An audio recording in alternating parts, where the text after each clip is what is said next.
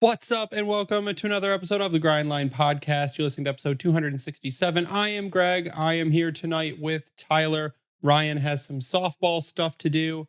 And I think we spoke too soon last episode or the episode before when we said it's time for happy episodes. The Red Wings are on a 5-game losing streak after winning 6 in a row, almost removing themselves from they're actually out of the wild card now. They've dropped out to the Islanders. And it's been an overall not great week for the Detroit Red Wings. But Tyler, how has the week been for you? I'm doing good. Besides the way the Wings have been playing, the weather is actually cooperating here in Massachusetts where I'm at. So not too much of a complaint other than the fact that the Red Wings are trying to play themselves out of not making the Stanley Cup playoffs. But we'll get into that. And, hopefully they can get this thing turned around, because if they don't, it's going to be a long spring/summer without playoff hockey. So we'll see. I mean, we're kind of used to that at this point, right? We're used to not having playoff hockey in the spring and summer. And we kind of said, for all the people out there, and this is where like you get a taste of being good. And then as soon as you go on a skid, people freak out. And we had said from the beginning of the season that they're a bubble team, right? They could make the playoffs. They might not. They're a bubble team. They're right where they should be in the rebuild. And that's what's happening now. You're in a race for the wild card. That is what a bubble team is considered. And you're racing with other teams who, for all intents and purposes, they sucked for a while and went on skids too. So we're in the middle of the same thing that they had already through. We're still missing Dylan Larkin. Who knew Dylan Larkin was literally the only player on this team that could do anything? We're to a point where people are getting antsy, but they're also getting extremely overly negative about the team as a whole.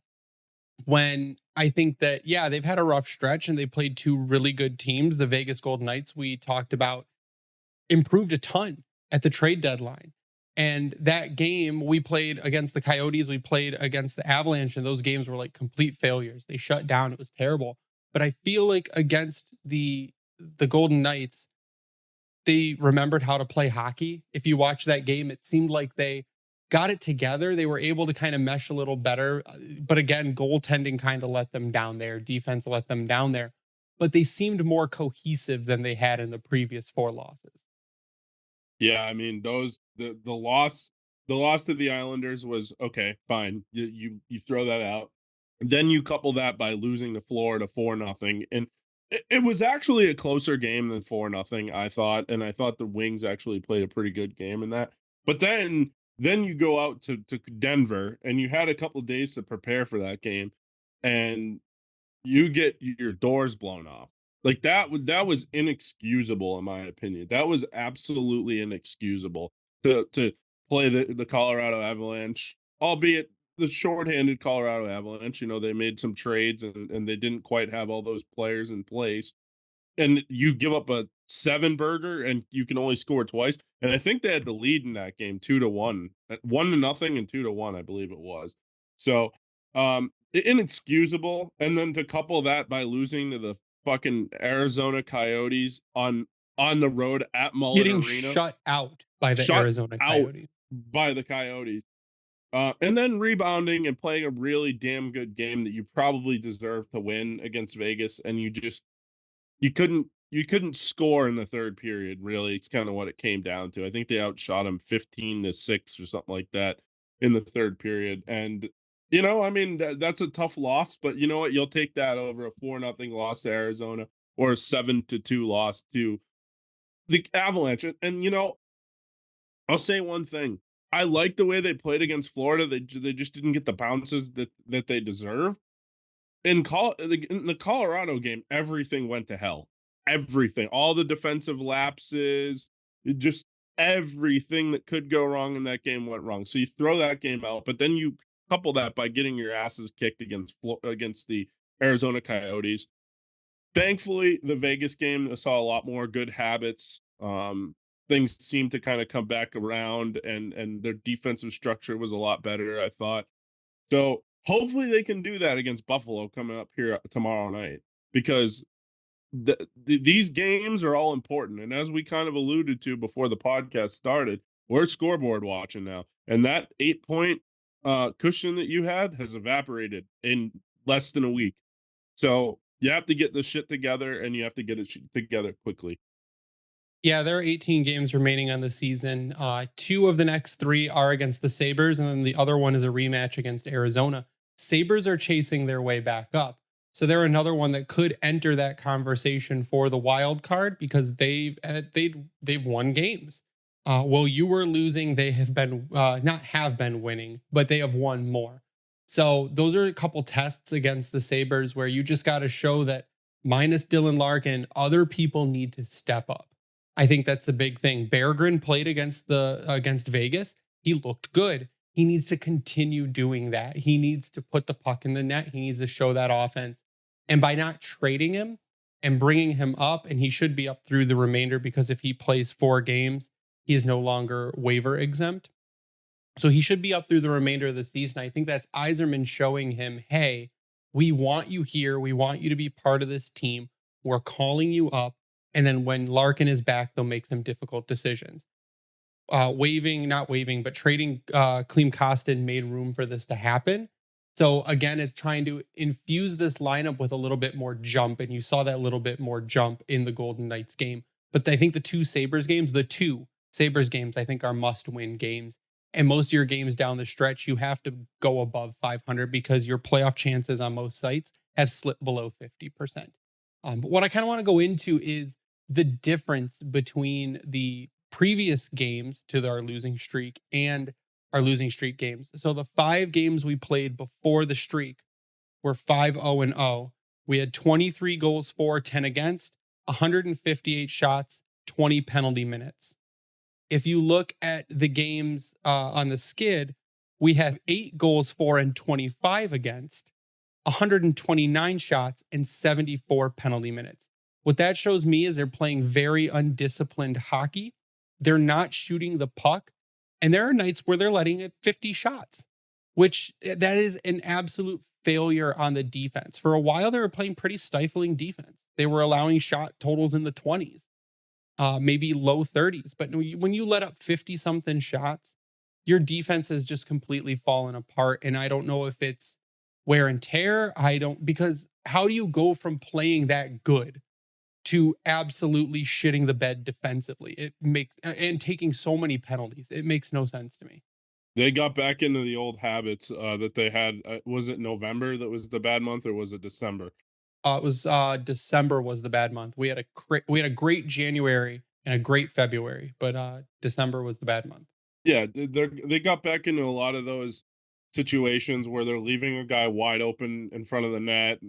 You have 2 defensemen up top, and you have a forward behind them somehow. Penalties obviously are a problem too, but defensive structure is how you're going to make the playoffs. I don't care how many goals you score. If you can't keep the puck out of your net, you're not going to make the playoffs. The end of story, period. That's it. Mo Seider might have had the worst game he's ever had against the Colorado Avalanche. That was not a good showing whatsoever by him in that game. And I don't like to call players out, but let's call a spade a spade. He did not play good in that game whatsoever. Now, again, like I said, that's not an indictment on Mo Seider. That's just calling a spade a spade. But at the end of the day, they need to play better structured defensively if they're going to make the playoffs. They need to kill penalties. Obviously, killing penalties starts with stopping to take penalties in the first place. But when you do take a penalty, you have to have the attitude, all right, let's kill it off. And let's successfully kill it off. And they haven't done that. So they need to just get back into some better habits. And I think they can do that rather quickly if they can just rebound. They do have some easier games, as you kind of alluded to, coming up here. But again, that didn't matter against Arizona. No, and that was Arizona on the second half of a back-to-back when we were the team that looked like we were on a second half of a back-to-back, which was extremely sad. The other thing, though, that I want to point out about the two different streaks, in the 5-0 streak, we had a PDO of 108.5. A PDO is kind of the measure, basically a luck score of if bounces are going your way, shots are going in the net. It's how lucky your team is. And that's a high score. Anything above 100 is an above average PDO. And you look at the 0 and 5 streak, our PDO was 91.4. So we had horrible puck luck during that streak. And it just shows you can be unlucky. We were extremely unlucky, but we also played really bad. I think it's just like it was the perfect storm these past 5 games, and maybe take out the Vegas game because it was actually a good game. So the 4 games before that, it was like a perfect storm of just literally everything going wrong. Your your defense shutting down, your goalies underperforming, bad puck bounces, horrible penalty calls. Like officiating was awful, and I am not blaming officiating for the losses, but they didn't help at all. There were some absolutely terrible calls, and you had bad luck. You also did not possess the puck. Your Corsi for during that stretch was 45.1, when your Corsi for during the winning streak was 50.4. So you were controlling the puck more and you were letting in fewer shots. So it's kind of like everything went wrong the past 5 games besides Vegas. And it can't keep going. I mean, it could, but chances are it doesn't keep going this wrong for the rest of the season. You're going to get Larkin back. You're going to get some more defensive responsibility in the forward group. Hopefully, Berggren kind of gives a shot to this offense. Where have Kane and DeBrincat been? Are my questions. And I think they need to get it going. They've got to know they need to get it going because they've pushed this hard all season to just give up now. Yeah, I agree. And they can get it going. We've seen it. We've seen it against very good teams. We've seen it against bad teams too. So they can do it. It's just a matter of them playing better in their own zone, but then also when you get power play opportunities, you got to bury them too, and that's another thing that they it seems like it's dried up a little bit too as of late. Um, so they need to just get back to playing good hockey. I think they can do that against the Sabres, who are not that great of a team, but they are 6-3-1 in their last 10 games. So I mean, they have a positive record in their last 10 games. They're playing better.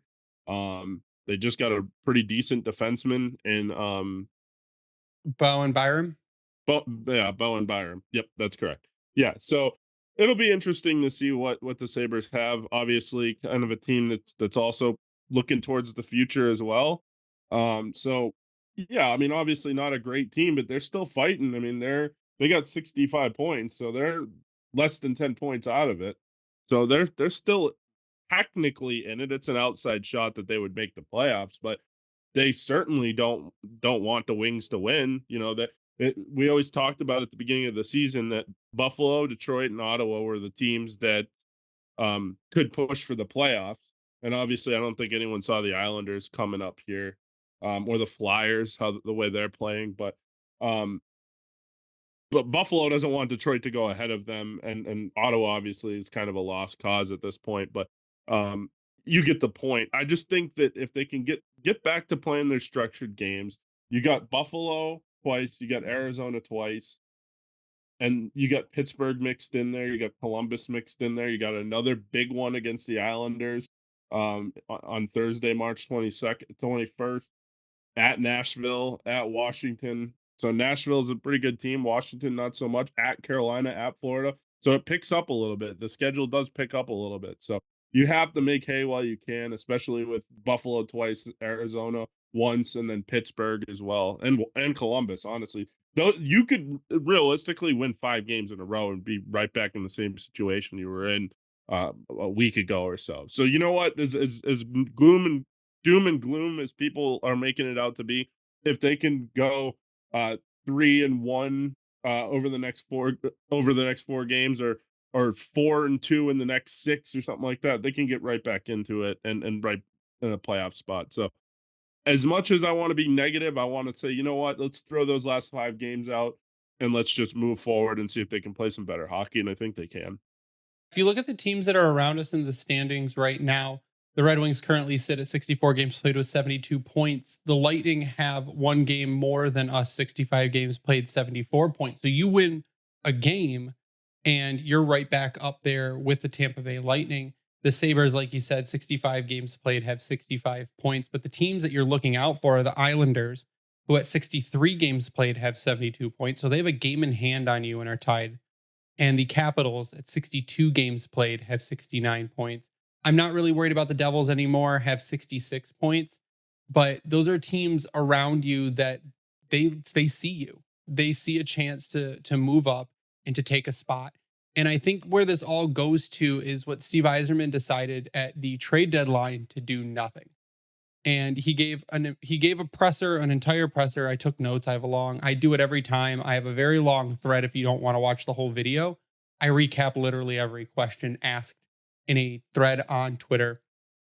And he was asked about, well, why didn't you do anything? Why didn't you try to bring a piece in?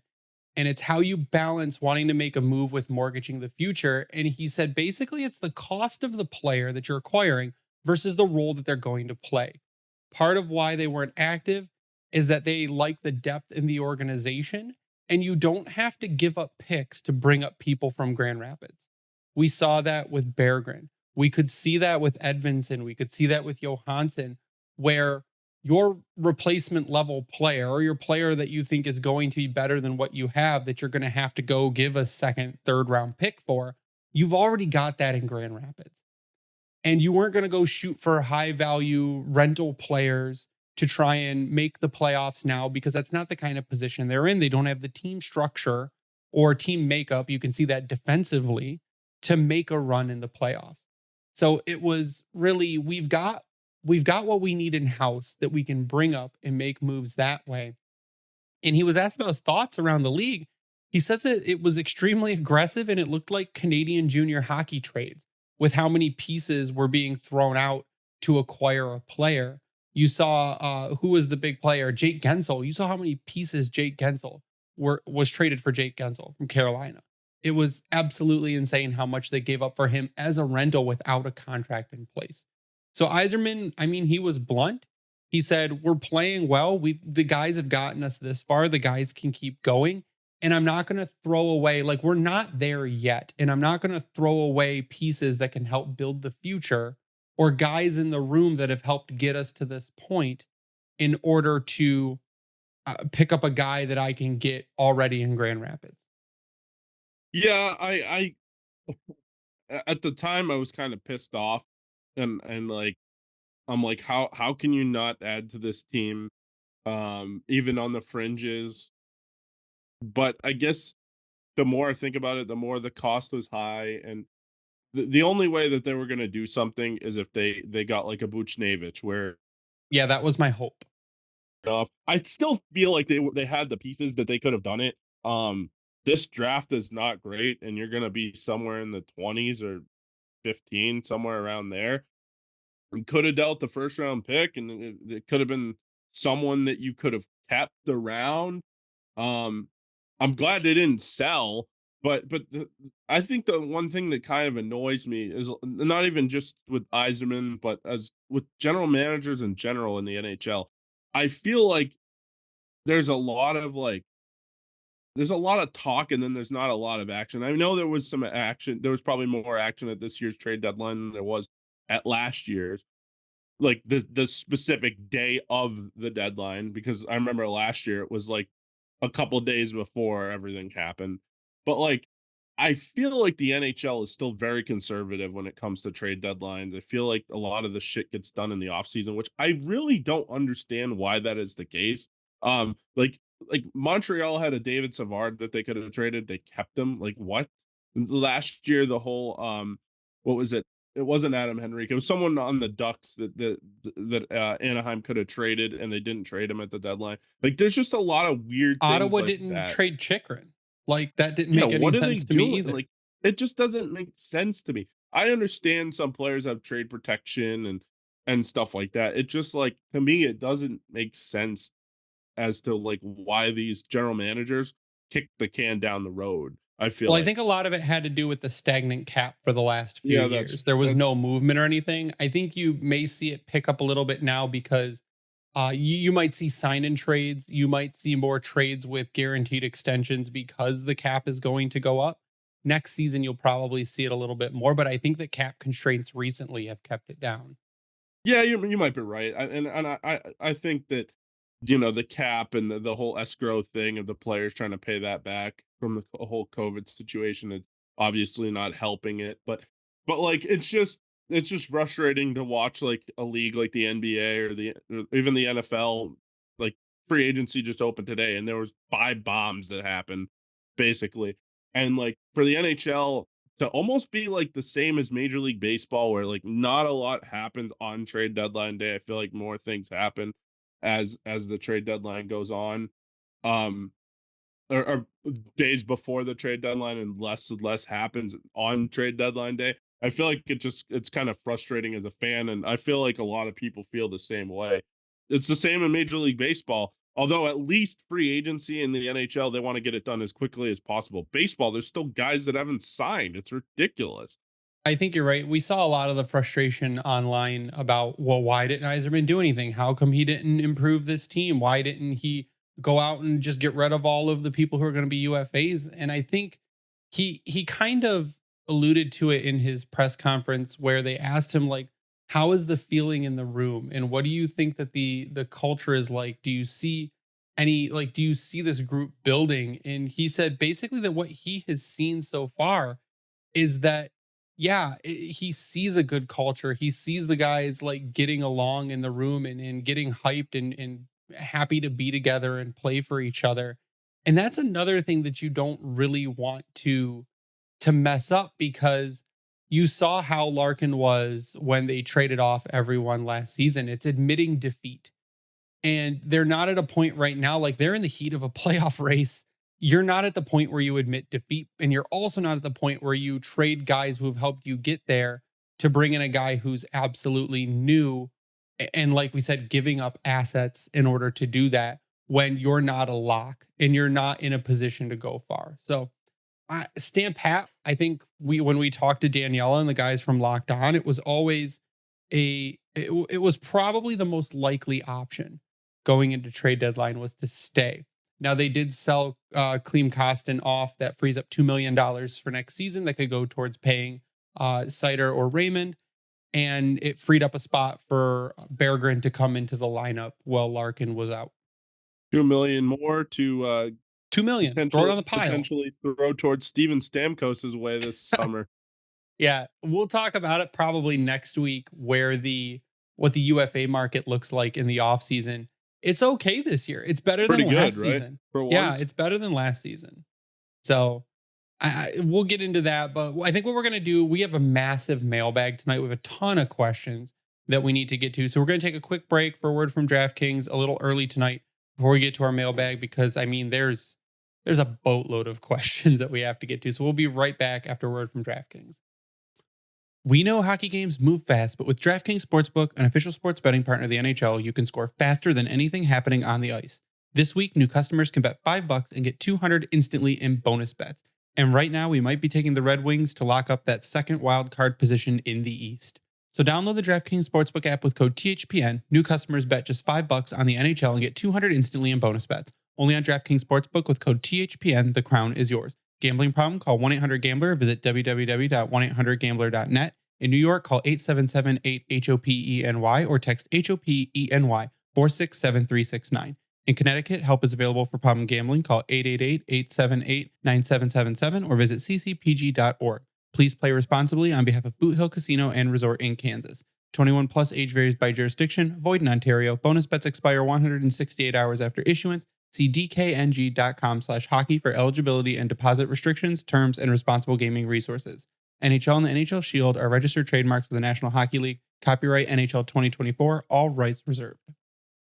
And we're back. And like I said, we have a massive mailbag tonight. And I think we're going to start in order. We're going to do a couple questions that we got from YouTube. Most of the rest of them are from Twitter. First one is from Albed7759 on YouTube. Are fans being overly negative about the recent losing streak? Basically, the team still has a chance to make the playoffs, although it's a much bigger task without the cushion. Can we expect to see more call-ups from Grand Rapids? And that, let's see, Yzerman also says he likes the depth we have in the system enough not to mortgage the future, which we talked about. And I would say that people are being overly negative. As soon as this streak happened, like this losing streak happened, people immediately went into, a group of people immediately went into fire Yzerman mode, that he is trash and garbage and he's ruined this team and he didn't do anything to improve it. But he gave his answers as to why. His answers made sense. Can't imagine Edvinsson and Johansson being significantly worse than Holl or Petry. You're correct. They would not. They would be better than Holl and Petry. But you have to basically have Holl and Petry go down in order for those guys to come up. You can't waive Petry because he has a no move. You could waive Holl if you wanted to, and I don't think anyone would pick him up. But you need to make room to bring other guys in. But to the fact of people being overly negative, absolutely. And you knew it was going to happen because they got overly positive when we were in playoff position.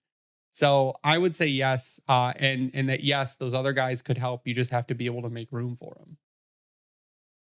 Yeah, I agree. I mean, I think people are being a little bit too negative, but in some cases it is warranted. I'm not saying that fire Yzerman. I mean, that's absurd. That's like the same people that were saying fire Jim Harbaugh like 2 years into his tenure at Michigan. But you know, it just it doesn't make sense to me. It's like you want longevity, you want a sustained team that can make the playoffs every single year and contend for a Stanley Cup like the Tampa Bay Lightning did. It doesn't happen overnight. We said this when the rebuild started, when we started the podcast. We said that it was going to be painful for a long time. Now, those painful years are probably over at this point. We're going to have more success going forward, I would imagine. And yes, you do have seasons sometimes where you just have a lot of injuries and you miss the playoffs, and that's just what it happens. You know, that happened to Tampa. I think in what was it, 2016? One of those years. I think it was the year after they beat us in the first round. But anyways, it happens. The point is, and it happened to Vegas a couple years ago. But for the most part, once you can build a pretty good core and you can build around it, you'll probably be in the playoffs every year.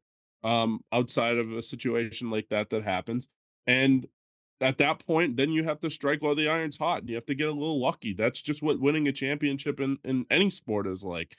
And people that say that it can be done overnight, prove it to me because it hasn't been done overnight. I mean, Vegas maybe, but like it still wasn't done overnight. They had a lot of change. There was a lot of people that doubted their change, and myself included. I thought they were nuts for doing some of the stuff that they did, but you know what? It worked out, and they won a Stanley Cup, and they have a shot to do another one. So, or go win another one. So Yeah, they started with a good roster too. That's the thing. They started with an NHL plus roster. go back and look at the roster. And I'm sorry I'm being long winded, but go back and look at the roster from when this rebuild first started. Not good. Not good No, with no, Steve I would Yzerman venture to back. say bad. Like It was real bad. terrible. It was terrible. We had guys that are lifetime AHLers that were on like the second and third lines. So the point is be more positive. There's a lot of bright days ahead in Detroit, and you listen to any hockey insider or even just people that cover the sport for a living, and they'll tell you that the Yzer plan is in full force, and it's coming. You better be scared because it is coming. And you know what? Fans, be insufferable when it does come because you know what? We deserve this. Ken Holland, before he left, he said that rebuilds can take up to 10 years. And he never started the rebuild. He always retooled. You could argue that maybe the year before Yzerman got here, when he sold off a bunch of people like Nyquist and Tatar, that maybe that's when they started, but they didn't do Nick Jensen. anything really with it. So they threw those picks in, and it really took Yzerman to come in, tear the walls down, trade guys like Bertuzzi, trade guys like Anthony Mantha, get guys out of here that Phil were once Peronic. thought of to be core pieces, and actually start drafting well. So build up your prospect pool from one of the worst prospect pools in the entire league to a top 5. Get guys on this roster that can help build a winning atmosphere and a winning culture that have won before, and get that attitude in the room. Make Dylan Larkin captain and start getting that group around and bring in DeBrincat. We're in year 5 and we're playoff bubble. We're right where we should be. And if we don't make the playoffs this season, I would say that next season is should be a guaranteed playoff spot after the off season. So we're where we need That's to when you be. start having coaching conversations Sure, I if guess you so. miss next year.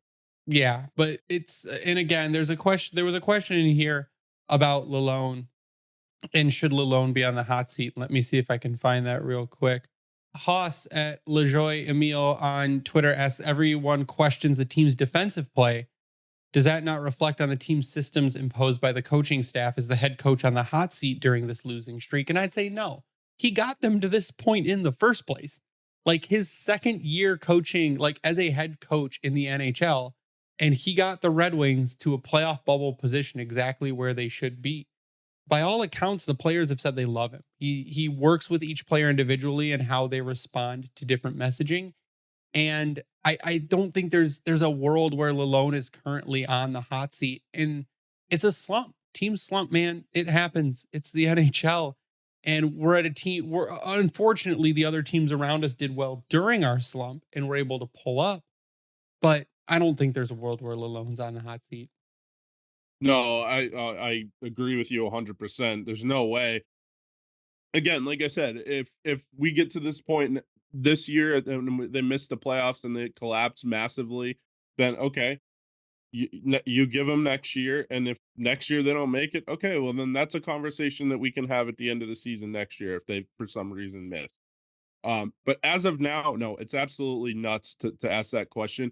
It's fair, but like it no, just because a 5 game losing streak does not put you on the hot seat. I guess maybe in this version of the NHL that we live in, that makes people think that, but I don't think Steve Yzerman thinks that whatsoever.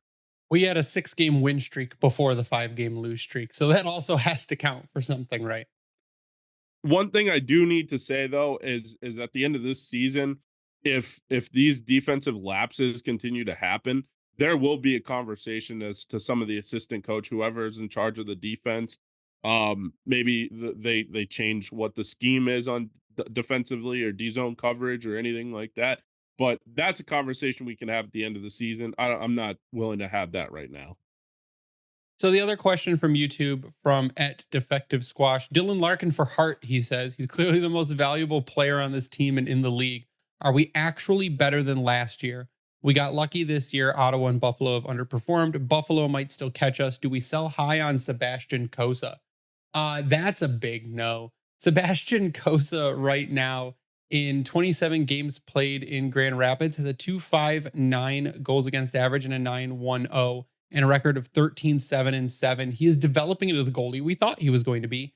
Hopefully, is our goalie of the future. That's a cost controlled piece that you don't have to go out and sign a goaltender eventually for, I don't know, what they signed Bob for, $10 million or something stupid like that.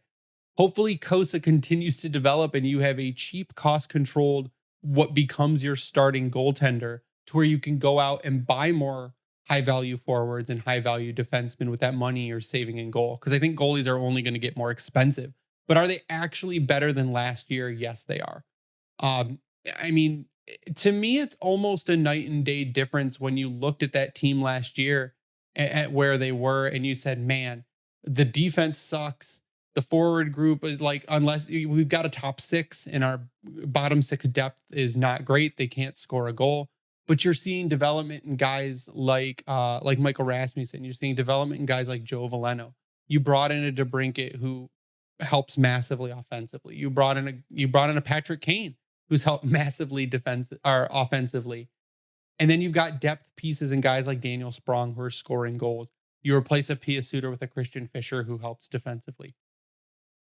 Lucas Raymond is phenomenal this year. Most nights is one of your top players. And yeah, they're better than last year. I don't think there's any doubt. It's just other teams are also improving as we improve. So you have to expect other teams to keep pace because it's not like we're going to move up, but they're going to stay stagnant. The Larkin for MVP thing, I think is a pipe dream, unfortunately. But again, like I said, I mean, obviously he has been definitely the most valuable player on this team. A lot of people would argue Patrick Kane or Alex DeBrincat, but I would say Dylan Larkin, pretty much hands down. Definitely a better team than last year, despite this 5 game losing streak that they're on right now. And then lucky that Buffalo and Ottawa underperform. I mean, Ottawa was bound to not perform well. That team is not built well, in my opinion. And we can have the conversation about Buffalo. You talk about rebuilds taking 10 years. Buffalo hasn't made the playoffs since 2010. So, it could always be worse than the shoes you're in right now. Detroit could still make the playoffs, and if they don't make it this year, they'll likely make it next year. But you have the conversation that, yeah, rebuilds take a long time. And then also, like, there's been teams that have been rebuilding for what feels like 10 years. Buffalo's one. Ottawa, I mean, obviously they had that playoff run. I think it was Look at 2014 where they lost to Florida Pittsburgh. before they got good. Yeah. Colorado, it took a while too. That didn't happen overnight. They thought it was going to happen with Duchesne and before McKinnon, and that didn't happen. And then they traded Duchesne away, and then finally Landeskog and Rantanen and McKinnon, and then McCarr, and they finally won the Stanley Cup. But it took them time to do it. In my opinion, I still think the Red Wings are one. I don't know how to say it, but one impact player away from being in that elite conversation. Maybe a couple, um, not elite players, a couple like impact players, and then one like really big elite player away from being in that conversation as an elite team. Maybe not quite a Stanley Cup contender, but an elite team. And then just quickly on the do we sell high on Cossa? No, but I understand why you asked the question because Trey Augustine is playing really good for Michigan State. If I'm Trey Augustine, I stay for 2 more years, or at least one, and play because that Michigan State team is going to be very good again next year. So that's just quickly on that. I don't think you sell Cossa though. I think goalie depth is important to have. If Augustine is really good and Cossa is really good, well, then you have a really good problem on your hands. So I'm going to kind of combine these next two from Paul Nagy at Paul Nagy 85. Holl, Petry, Mata, Sherratt. Does any other playoff caliber NHL team have similar D-men into 3 to 6 spot? Am I off base in believing that those 4 roster spots need significant upgrades before we ever win a playoff series? And Euro triplet at LGRW in underscore enjoyer says, how far are Albert Johansson, Wallinder, Pelika from cracking the main roster? What are they missing development wise? So I would kind of take Sherratt out of that conversation and Mata for a lot of that as well. Right now, Oli Mata is playing better than Shayne Gostisbehere, even though he scored a goal. Oli Mata's been playing better. Granted, it's against lower competition, and Sherratt's really picked it up from last season. I would say that in order for this team to win a series, and like you said, Tyler, you need more impact players, and I think you need 3 different defensemen in order to do something like that. Your bottom 3 defensemen need to improve. And like you said, we need a top 6 forward to lock into that left wing slot where they generally either throw Rasmussen or David Perron. I think we thought that DeBrincat was going to be that 40 goal scorer, and he still could be, not this year, but he still could be. But I think that what the Wings need is what the Rangers did and go out and have a really big splash in free agency, like a Panarin. Um, they made that trade for Zibanejad, which at the time was like, wow, Columbus gave up on Zibanejad and he turned into a really damn good player. But like, I feel like they need one of those kind of players. Like, Tampa got lucky with the Kucherov. I mean, Kucherov was a hell of a player. They need a player like that. They need a Kucherov. They need a Pasternak. They need a Panarin. They need somebody like that that can put the puck in the net when nobody else can. And I'm not saying DeBrincat can't be that guy, but I think you need DeBrincat and somebody else. I don't think DeBrincat is that guy to get to the level of Pasternak or like I live here in Boston, and so I watch the Bruins a lot. David Pasternak's got a goal fucking every night, pretty much. And if they don't, they're probably not winning. We don't have that player, and I hate to say it. Dylan Larkin drives the bus, but he doesn't have okay. So my opinion, Patrick Kane is a damn good player. Obviously, still not the player that he once was, but they need like one other player like Patrick Kane in his prime. Obviously, maybe not to that level, but a really good player that can put the puck in the net on a consistent basis. I don't think the way that they're playing this year is necessarily bad, but I don't think it's a situation where it's sustainable going forward if you don't have one of those impact players and one of those star players. They just don't have a superstar. They don't. Which is hard to do without getting a lottery pick, which the Red Wings will never get. That's the whole thing. So you're going to have to give up a bunch for something like that. But I think if you got, like we had talked about, Pavel Buchnevich, who can score 26 to 30 goals a season and play really good defensively and put up good assist numbers, playing at almost a point per game pace, that you could do it as long as your defense is sound enough and you get enough from the defensive end. And that's when Euro Triplet talks about Johansson, Wallinder, Pelika. Albert Johansson could play in the NHL right now, and he would make this team better, at least defensively. That's his specialty. He's a shutdown kind of guy. He could step right into a mid to bottom pairing role, no problem, and be a shutdown defenseman. William Wallinder is probably another season away. It took him a little bit to get used to North American ice, but I think when Yzerman was asked, his game is continuously growing and he's learning and he's becoming a big, strong guy who's a great skater. So Wallinder's a guy who's probably a season away. Pelika, I don't expect for 2 seasons.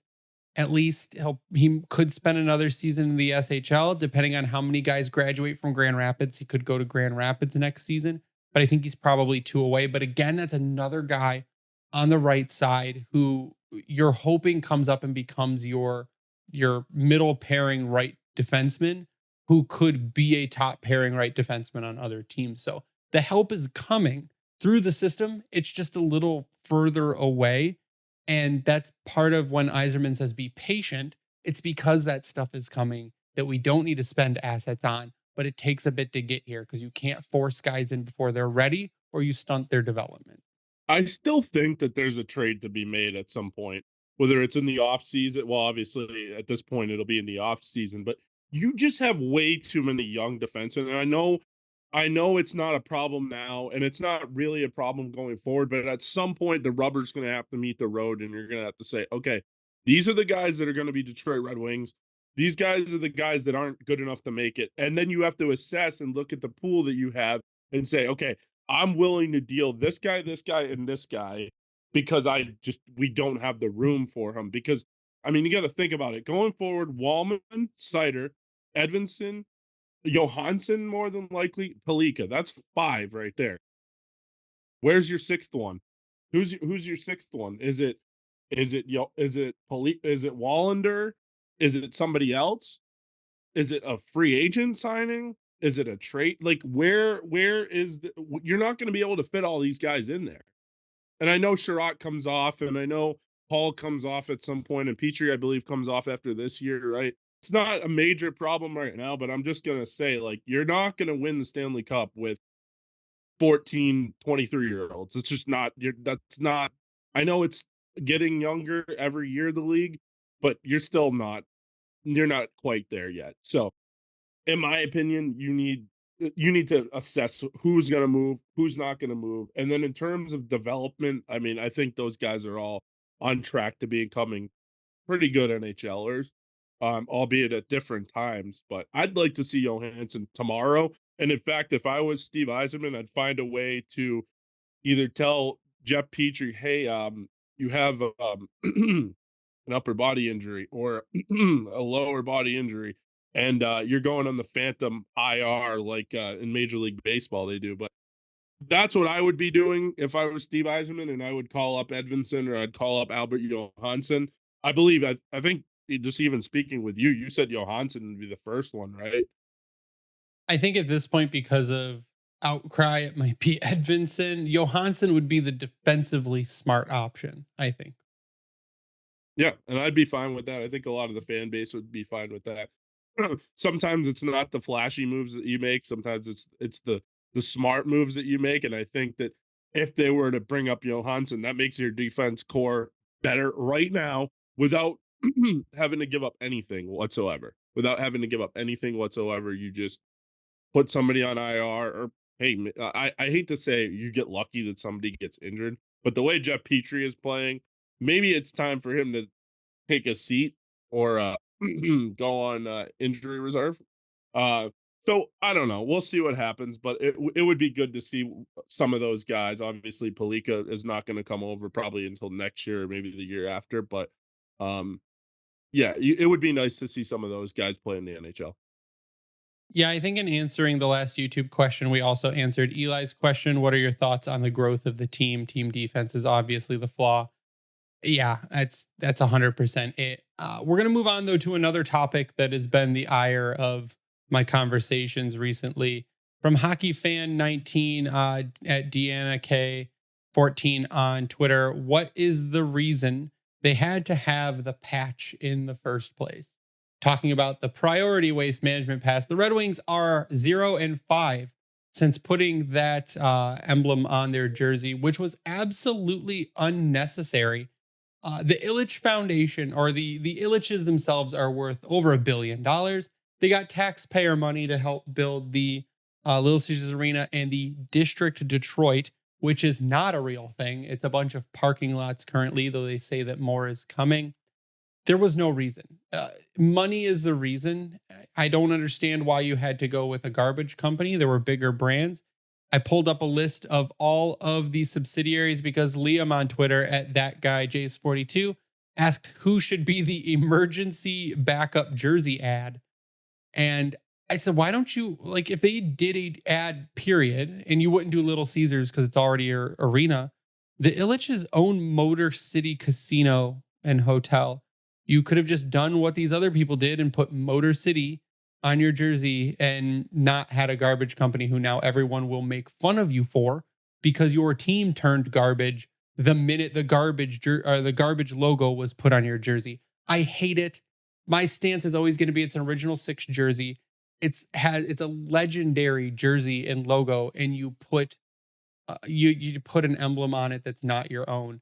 And to me, as a team who is the last team that really has to do that, I think it was 17 teams started this season with a jersey sponsor, and a lot of them make sense because they don't make a lot of money. This team Arizona makes doesn't money. have one. No, this team makes Now money. they do, but they didn't before. But the Red Wings make money. They sell out. They sell merch. They make their gate all the time. They didn't need this. And it was just another dollar to put in the Illich's pocket that was completely unnecessary. And I mean, I might not believe in sports curses, but if anything started a sports curse, it would be this because it's greed. That's all it is it's greed. They wanted money to do it. And to hell with it being an original six team and to hell with them being a storied franchise, we're going to throw a literal garbage logo on our jersey, and then we're going to immediately start losing games. You look at college football, you look at the NFL, those leagues don't need it. So then why does the NHL, why does the NBA, and why does Major League Baseball all need it? I don't get it. I know the NFL is a multi-billion-dollar industry and nothing really compares to the NFL except maybe college football in terms of revenue, in terms of gate, in terms of all that. But like what happened to preserving like I don't care if you put ads on the fucking helmet. I don't care if you put ads on the boards. I don't care if you have the stupid Put them running on the across pants. ad, like maybe the pants or something. Like why does it need to be on the jersey and why does it need to be where it is? Because it's money and it's ridiculous in my opinion. Absolutely ridiculous. Some of these teams too, the at least the ad is kind of subtle. Like that's the one like small caveat. At least it doesn't look absolutely ridiculous. Um, I would have liked like Ford or Chevrolet or Like a legitimate larger brand of something. yeah, like no one knows what priority is. And maybe that's why they did it, by the way. Maybe they just said, you know what? It just says priority, right? It doesn't say waste or anything like that. It just has the logo and then it says priority underneath it. So I don't know if they're just like, oh, okay, well, this is subtle enough where Ford or Chevy or like whatever is known. But like I guarantee you they're not the jersey sponsor next year. I can tell you that right now. They probably shelled out way too much money for that. But whatever, it is what it is. The point is I could see if things really go sideways, them say, you know what, we're gonna take this off and we'll revisit it in the off season. That would be a W. I could see it happening. I know It'd be hilarious. it seems like it's one of those things. It's kind of a pipe dream, but if I could see it in any organization, I could see it with the Red Wings, considering how much good they've done this season, and now to have that garbage fucking patch on there, and you know it was so predictable that as soon as you saw it was a waste management company, oh my god, if God forbid they start losing, and they haven't won since. So awful, awful, awful. Can't stand it. Won't buy a jersey with it. And here in Boston, you can't buy a jersey without it now. Like That's terrible. if you buy a jersey at the Bruins team store or at the Celtics team store, you have to buy the jersey with the ad. Yeah, that's really bad. It's terrible. And I'm telling you, it's just it's pure greed, but at the same time, it's just like, why can't we just be like more like college athletics? Why can't we be more like the Olympics and have less ads, not more? Because I feel like just because you see priority waste management on the Red Wings jersey, does that mean you're gonna go to priority for your waste stuff? I don't think No, so. because you can't. You can't. Your city or your township or whatever picks who your garbage company is. I'm not going to go stump to my township and be like, we need priority waste management. They're on the Red Wings jersey. No, it's pointless and dumb and no one cares. I just think that ads in general are a dick measuring contest, in my opinion. And the reason I say that is because just what I said about the priority thing, but like take that out of it and just look at the ice and say Burns and Wilcox. I have zero idea what that is. And I know what that is because I see it on the ice. But other than that, what the fuck is that? And nobody said nobody's I think going they're on. a financial management company, maybe. Okay. So whatever. That, okay? So like just because of that, does that mean you're going to go on online and look up Burns and Wilcox and that's where your financial stuff is going to go to? I I did. just They're a special wholesale specialty insurance company. Oh, okay. So I should know that being in insurance myself, but um it's just I digress. It just doesn't make sense. Like the whole concept of advertisement is just a giant dick measuring contest. And the reason I say that is because nobody in their right mind looks at the ice and says, "Oh, Chevrolet, I'm going to go buy a Chevrolet because the ice says Chevrolet." Like that, nobody No. does that. So why is that on the ice? I just don't understand. I guess it's just like I said, it's that, but it's also eyeballs on it. So it's like, oh, that's Chevrolet. Next time I get a car, oh, okay, maybe I'll look at Chevrolet first. But like, is that really how it works? In It my it opinion, it's it not. does kind of. So I'm in my day job is marketing and I agree. I participate in this contest of putting ads out there for my company but not something as big as that. And it's just basically subliminal messaging making if you put the logo in front of someone enough, eventually they will remember that logo when they go to do their next thing. Now, with Burns and Wilcox, I understand no one's going to go. I mean, some people are going to go look it up and they're going to see specialty insurance. They're going to be like, who the hell are they even advertising to during this game? But it makes sense. But again, a garbage company does not. And we're going to move off of it. Before we get too angry, what is it about Larkin that when he's out, the team just dies? We kind of answered that. It's Larkin's leadership there, and no one has picked up the ball. And if they were saying they were going to extend David Perron because of his leadership ability in the room and stuff, I think this 5 game losing streak might throw that out the window. But that was from the Mexinadian at the Mexinadian on Twitter. Adam Kerr asks at Adam Kerr 05, the Red Wings need to acquire a goaltender. Reimer has been awful and Husso not present.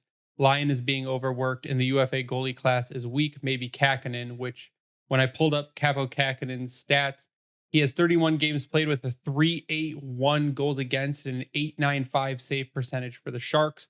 So that's a pass for me. He's with the Should Devils now, right? He got traded to New he Jersey. did get traded to the Devils, yeah. He hasn't played for the Devils. But it says, should a goalie be the true number one target this offseason through a trade and let Cossa and Lyon back up next season? And I would say no. I would say what you're probably going to do is look for another backup goalie or bring Cossa in as your backup goalie, depending on how he does. And I think you can roll with Lyon. If you do bring in a backup goalie, I think you only run a 2 goalie system and you bring in someone that's more dependable. I haven't looked at the UFA goalie market, but there's going to be something available that's a better option than Reimer and Would you trade Husso for just Allmark this offseason? no, because then again, he becomes your starter.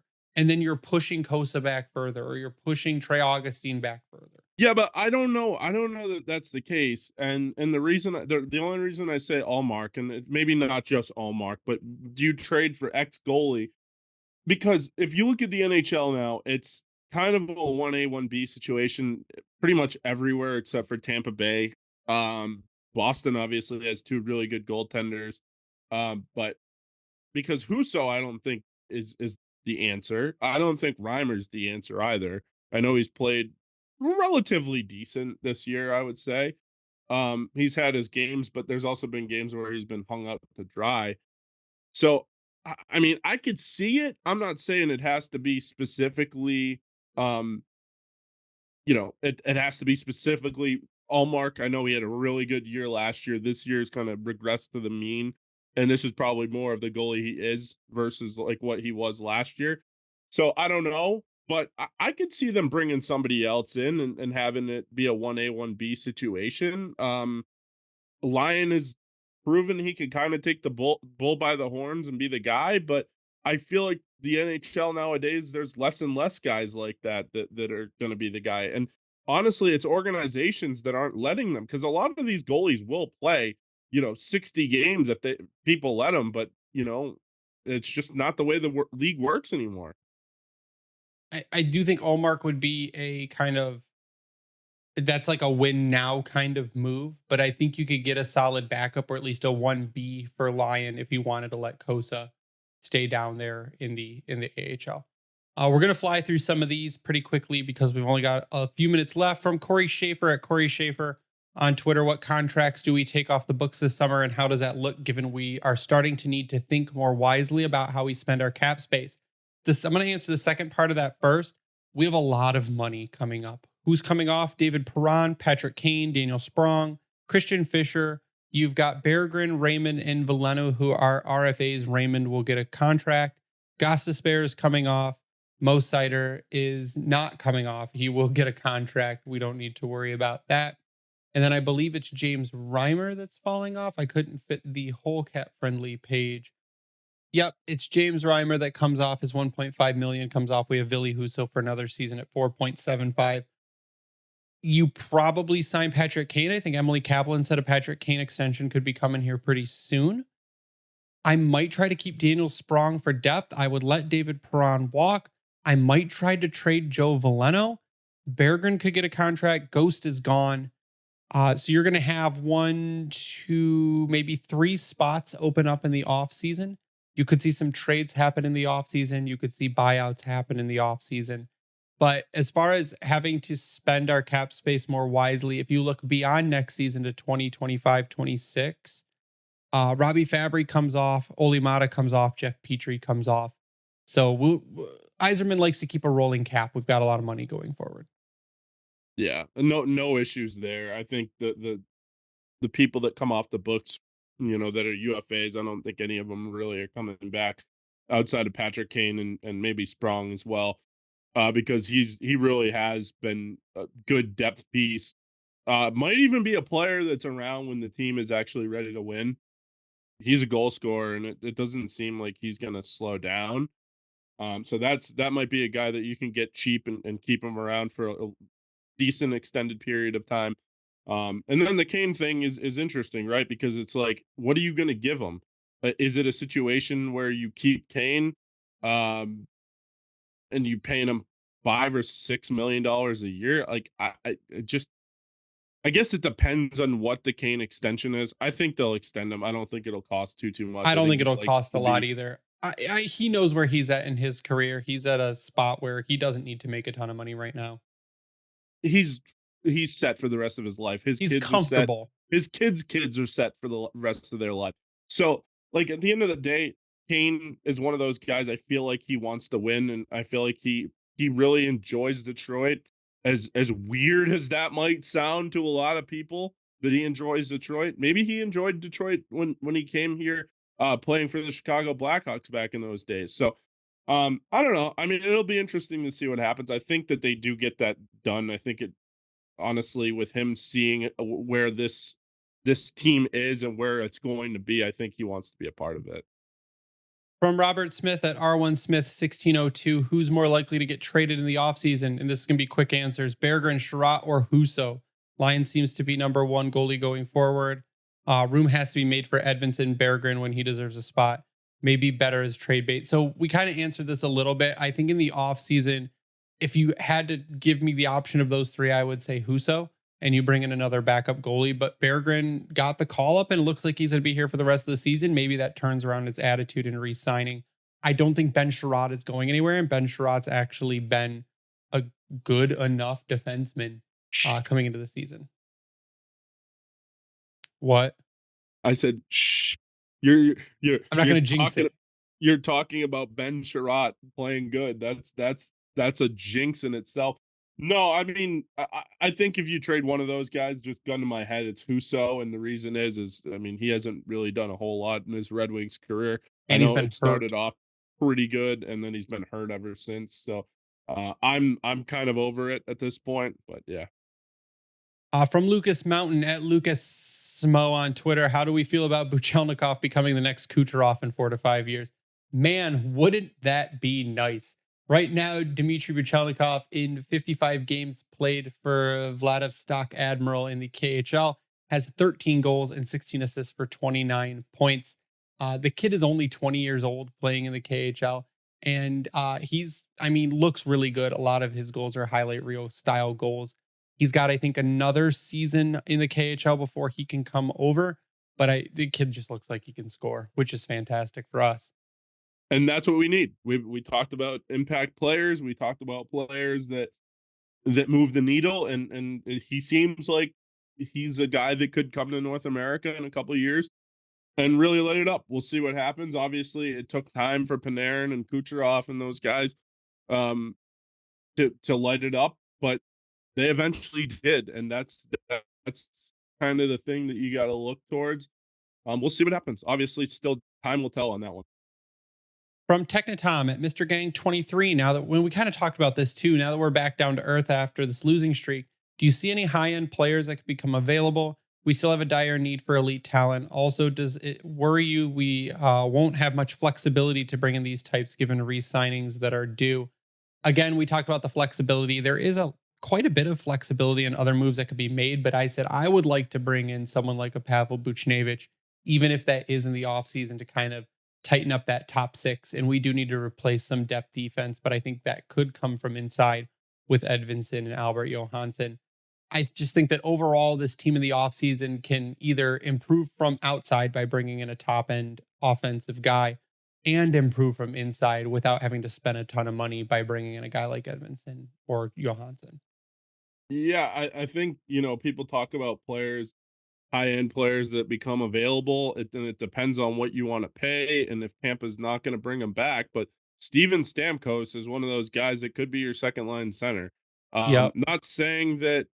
What is he? 36 years old at this point. I know he's not the same guy, but he's still one of those guys that when he's on the power play, you like if we talk about DeBrincat being that guy, that gunner on that left flank, if you were able to get Steven Stamkos at that left flank and have DeBrincat on the second power play unit, or have DeBrincat playing the point and feeding Stamkos, that's what we're talking about. That's when you're talking about an elite power play. And again, we always still talk about this power play that could still improve. It really could still improve. And if you could bring in a guy like Stamkos, and obviously it has to be the right dollar amount and the right amount of years. But I'll say one thing right now: you're getting to a point where people are going to want to start playing here, and it's kind of already happened. DeBrincat wanted to come home. Kane wanted to go from the Chicago to New York and now to Detroit after being with the rival Blackhawks for all the years that he was. So you're starting to see a lot of star players wanting to come to Detroit. And if I remember correctly, Stamkos had Detroit on his very short list of Yep. teams that he would have played for when he became a free agent with the Tampa Bay Lightning back in 2014 or whatever it was. So it'll be interesting to see. There's a lot of names out there, and with the cap, there's going to be chances to get players. As we talked about at the beginning of the episode, you don't just get star players. They don't just grow on trees. You have to get them from within, or you have to pay out through the nose to trade for them. So it's not an easy thing. You have to hope that a situation occurs like Panarin with the Columbus Blue Jackets, where he just is not going to re-sign there, and you just end up paying for him. But then that costs in your cap too. So it's a tough situation. But again, at some point, if you put yourself in the situation where you need one piece to put you over the top, or you need a star player and it becomes available, you'll probably be the first one to get it. So from JMB at JMBNSH on Twitter, based on what you've seen the last 2 years, who gets letters next? They say not sold on Cop, Sherratt, and DP. We can only base it on what we know in interviews, anecdotes, and on ice play. I don't really know who deserves an A at this point. So if you, easy question, if you had to put an A on 2 players next season, who would it be? Seider and Patrick Kane. So I think Seider and Patrick Kane were also mine. If Kane resigns, you've seen him get an A already, and Moritz Seider is growing into a captain's role. So those would be my 2 captains Maybe going forward. DeBrincat. Possibly. If I would say if Kane didn't extend, then you could put one on Cat. But I think those would be my guys going forward. The last question of the night from Nordico at Nordico69. Which Wings player do you think should have been moved at the deadline?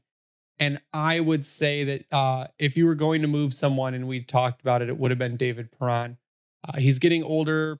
You give him a chance to win a cup, trade him to someone like Vegas, trade him to someone like Dallas, trade him literally anywhere who has a chance at winning a cup. Boston. That Boston would love someone like David Perron. He would have been the guy, and then maybe Ghost on an off chance for a team who needs more offense on the back end. And you could have brought up Edvinsson, but those would have been my 2 moves. Tyler, give me your 2 moves, and then give me your final thoughts. Yeah, I was gonna say David Perron. Billy Huso would have been an option, but obviously he was injured, so can't move him. Yeah, that's pretty much it. Because other than that, maybe Ghost could have been a guy that could have been had. You heard the rumors of the Wings maybe trying to move Justin Holl, but that was probably a pipe dream. So those are the guys I would have moved if possible, but I don't think that was really even on the table, in my opinion. But final thoughts are they need to play better. They need to play better. They need to play similar to the way they played against Vegas. They need to play the way that they did on the winning streak, and then they need to play the way that they did in January and February. And I think things can come back together because as I alluded to earlier in the episode, they're a one or two games, or I shouldn't say 1 or 2 games, a couple, maybe a 5-game streak of putting themselves back in the position that they were, maybe even better.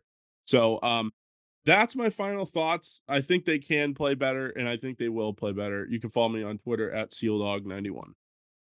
Yeah, I'm just going to reiterate to everyone that we do have a exclusive collection at the Vintage Detroit collection. If you go to vintagedetroit.com and look at the Keep It Local, I will also put the link in the description for this episode below, where you can go check out our shirts at Vintage Detroit. They came out really good. Ryan got one, the Patrick Kane Showtime one, and it turned out awesome. So you can go check them out there. We'd like to thank the Hockey Podcast Network for hosting our podcast and spreading it around at HockeyPodNet. You can follow us online at GrindlinePod. And yeah, sub to us on YouTube. Turn on notifications whenever episodes go live, and little bits that I do in between sometimes go live. You'll get a notification. And it helps our sub count. But that's going to do it for us tonight. So for Tyler, I am Greg. Thank you for all your questions, by the way, in our mailbag. You stay classy, Hockey Town.